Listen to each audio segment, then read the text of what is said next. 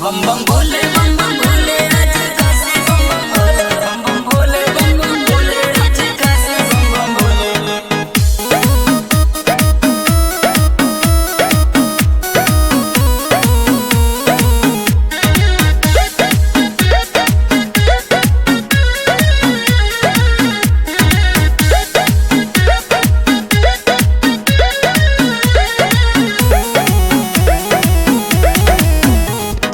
बाबा के जलवा ढारब हो, चल के हम कौआ पखारब हो। हाँ, बाबा के जलवा ढारब हो, चल के हम कौआ पखारब हो।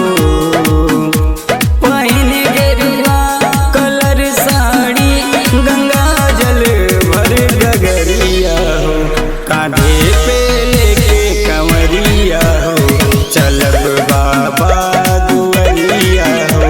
कांधे पे लेके कंवरिया हो, चलब बाबा दुआरिया हो।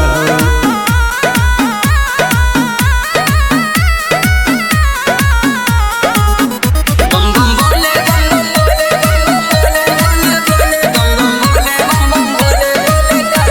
बम भोले।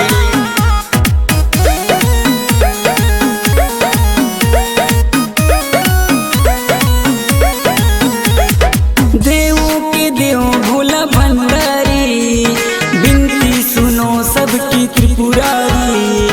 बिनती सुनो सबकी त्रिपुरारी। देवों के देव भोले भंडारी, बिनती सुनो सबकी त्रिपुरारी। बाबा दुआरिया जे आवेला, मन के मुराद शिव से पावेला। माथे पे चंदा, जटा में गंगा, जी के सोहे लहरिया हो। कांधे पे लेके कंवरिया हो, चलब बाबा दुआरिया हो। कांधे पे लेके कंवरिया हो, चलब बाबा दुआरिया हो।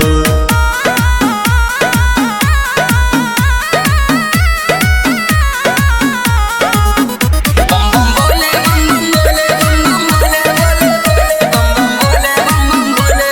काशी बम भोले।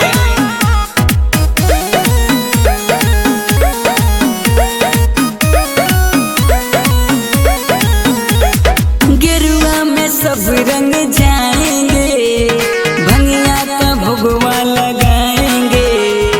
हाँ, गेरुआ में सब रंग जाएंगे, भंगिया के भगवा लगाएंगे।